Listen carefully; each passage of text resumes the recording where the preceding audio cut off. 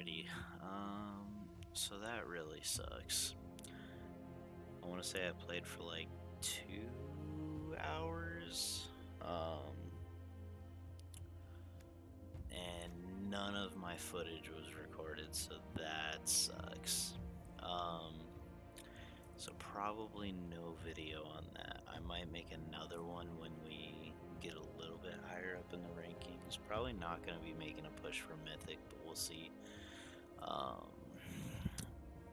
Yeah, that is really upsetting. I really thought I was gonna have a solid video.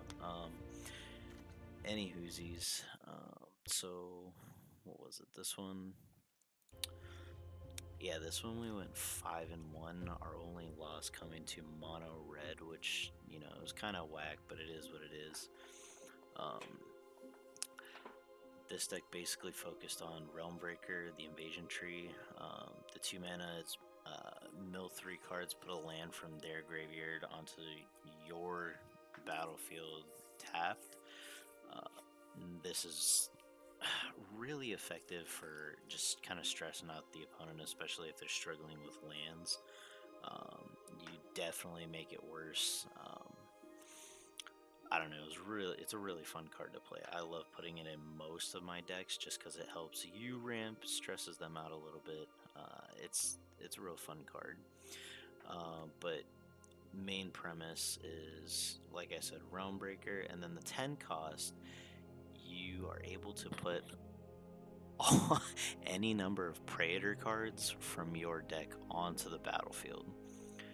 And when we do that, we're using Elesh Norn, Sheoldred, Urabrask, Vorinclex, Sheoldred, the Jin-Gitaxias, the other Elesh Norn, and then the other Jin-Gitaxias. Usually when you get this 10 off, they just scoop. I wish I could show you the footage. It was actually really funny. Everybody scooped except for one. He had a Sunfall, which was really annoying, but we were able to take care of it with the Infernal Grasp. Life of Tashiro and the Armored Scrapgorger, they both did a pretty solid amount of work. This was Graveyard Hate, and obviously because we're running 5 colors, it really helped out with just getting stuff on the board. They usually took care of it, I'm gonna be honest, but it kind of just moved things along. This was awesome because aggro decks are just rampant right now.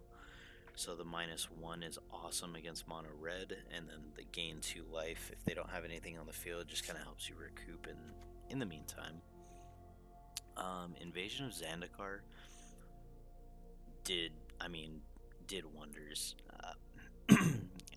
Getting to 10 lands it's not terribly hard, especially when you have cards like these that kind of help fix your mana base. But it helps mill, but it doesn't always get you a land. When it does, it's awesome, but it doesn't always guarantee it. Invasion of Zendikar kind of helps with that because you get to put 2 basic lands tapped and then Vorinclex.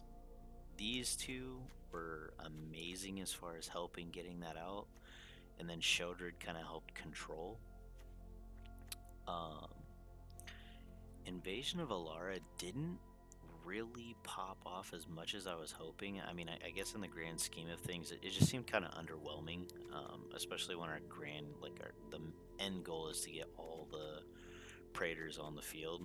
Usually you just kind of end the game. We did keep Infernal Grasp, Path of Peril dragged to the bottom, and Leyline Binding and Farewell is kind of like our control and sweeper cards. I hate using Farewell, but sometimes it's a necessary evil, I did end up using it one time. Like I said, all my footage was just gone. I don't know what happened. Really sucks because I played for like 2.5 hours. Got some really good footage, and then I don't know what happened. It just didn't want to save or something like that. So, like I said, I'll definitely be playing this again. But it's midnight now, and I'm not trying to do that. So, Yeah. Anyways,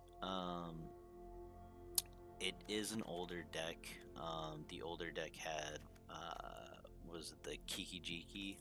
Um, Obviously, since you can't use that in standard anymore, this kind of made it work a little bit better, anyways. If I'm being honest, because the original version that I had, I was running, I think, yeah. So I went 5 and 8 with the original deck. This time I went